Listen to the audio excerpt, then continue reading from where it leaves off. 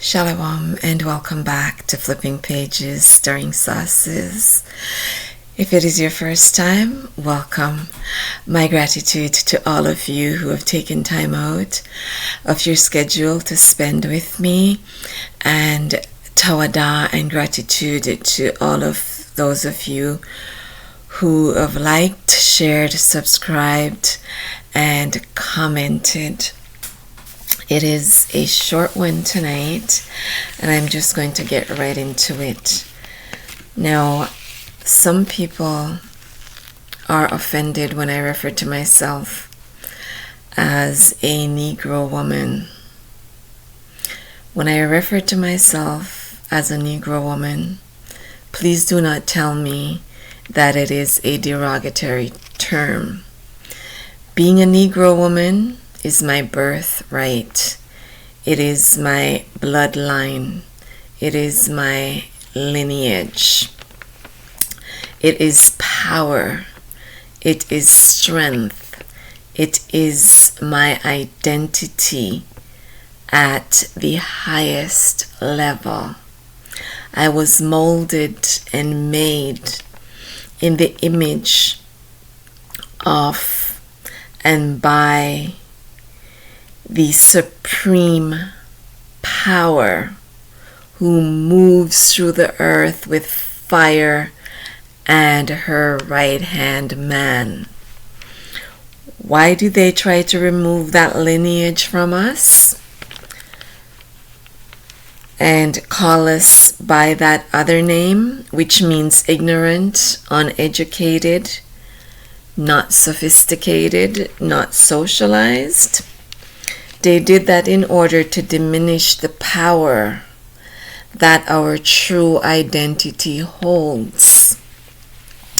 Our language was taken away and replaced by one that condemns us daily. Because when we speak, there is authority and power in our language. Sometimes we just had to think it, and it happens. I've spoken about family secrets before. How do they get the upper hand? We are too giving, too willing to share, too trusting.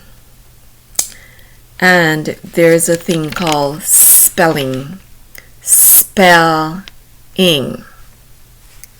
which is literally casting spells. Every time we speak those languages that they have given to us, we are casting negative spells on ourselves. That is how they have managed to cast a veil over our eyes. These spells are only effective when we cooperate with them, when we share our family secrets with them, and comply with what they want us to do. They constantly harness our energy to cast their spells, and they have used our spells to their advantage. If you notice, the minute we refuse to participate in their ceremonies or their protests or their causes, their control over us is broken. And if you notice, in certain ceremonies, they always use a melanated person in certain aspects of their ceremonies. They must use one of us in order for their spells to work and to continue. When we refuse to share our knowledge or our ideas with them, they steal them, and if we're not careful, they will deep six us if they try to steal it and it fails. They try to deep six us and sometimes they are successful, and then they steal our ideas. They have no problems taking our ideas, patenting them, and claiming ownership. Prime example, in Jamaica, we make this toy with buttons, or with buttons carved out of wood or out of avocado seeds with a string.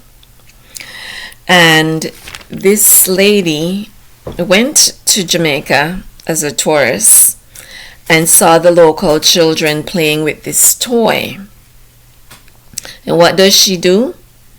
She gets them to show her how to play with it and then how to make it.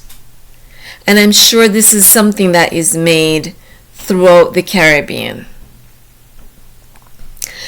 When she comes back to Canada, she recreates this exact same toy with a hard rubber or plastic. She gets it patented, calls it exercise equipment, and claims ownership of it as if it was her idea, her invention. And she sells these toys, hundreds of them, through a certain shopping show at an unreasonable price. And she does not credit the nation or the children that she stole the item from. No. She didn't even change the design of the toy. And a lot of people from the Caribbean will recognize, you have a piece of string and you have this circular disc in the middle with holes in it. It looks exactly like a button. We sometimes use buttons to make it.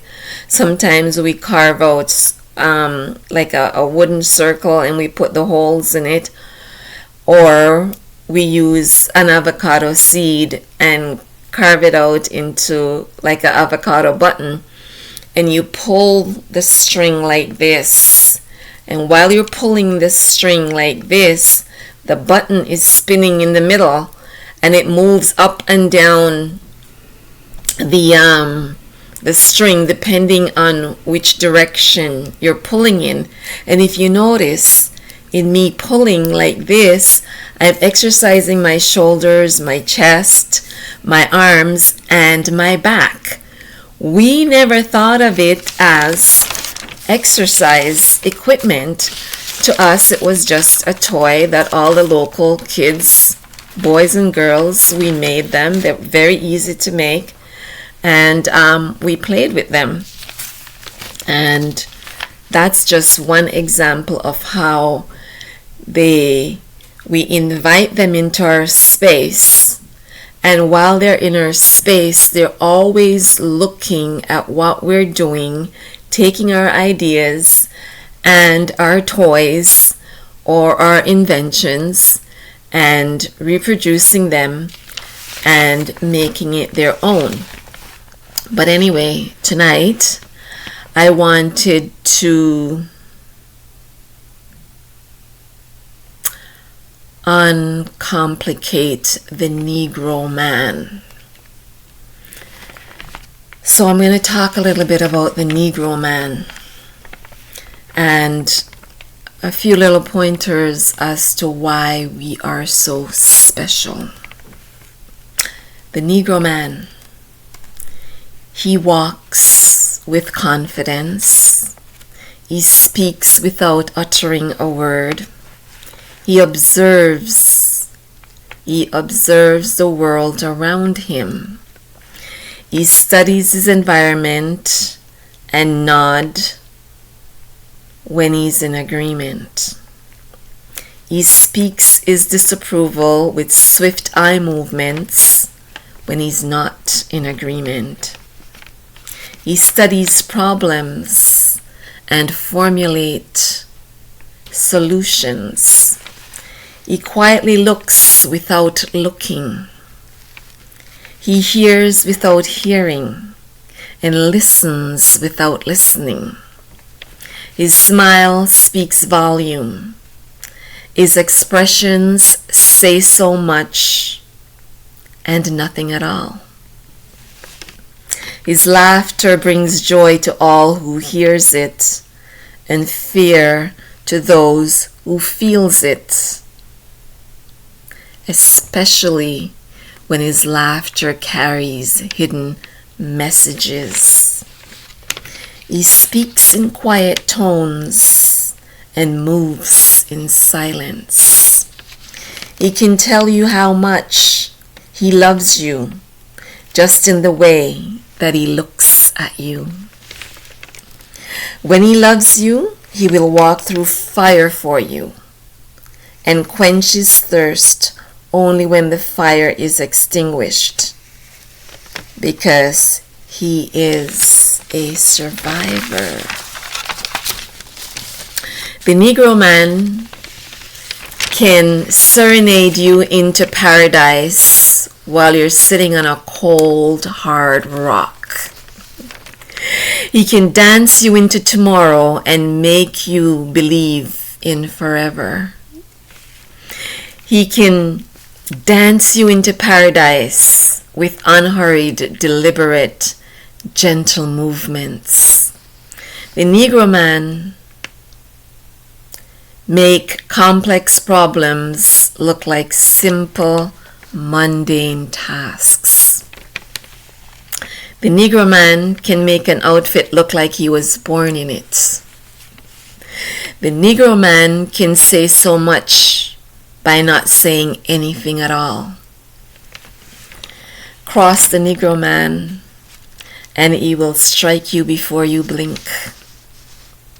The Negro man can be harsh in one moment and be as sweet and gentle as a rose the next. The Negro man will give you the shirt off of his back. Do not take his kindness for weakness. The Negro man is a multitasker, and he will defend what is his without fear. The Negro man can be as smooth as silk and as rough as steel wool. Pick your choice as to which side of him you want to experience. The Negro man will try to guide you until you show him that you do not want his guidance. The Negro man will allow you to carry on with your nonsense, but when he says enough and puts his foot down, do not try to move it. His decision is made, and he is not changing it. By the time he gets to that point, you've used up all of your chances, and you have had many. Do not toy with the Negro man. He will obliterate you at your own game. As I have said, he is a quiet observer. Strategy is his first, second, and last name. He does not look at a glass as if it's half empty or half full. He looks at it and asks himself, what can I do to make this glass look more interesting and appealing? And then he goes to work to do just that. Careful how you trod with the Negro man. He will outpace you every time, even when you set the pace. For those of you who get it, more power to you. For those of you who do not get it, stop messing with the Negro man. If he chooses, he can devour you for breakfast without even blinking. To learn more about the Negro, go check out the website that I'm going to be putting in the description box. You've been warned about the Negro man. And when I speak about the Negro man, I speak about the Negro man with confidence, and I speak about the Negro man with the assurance that the Negro man is not just any ordinary man. The Negro man is a special man, and not everybody who looks like me is a Negro. Please do not forget to like, share, subscribe, and comment. I give you my peace. I give you my ahab. Until next time, shalom.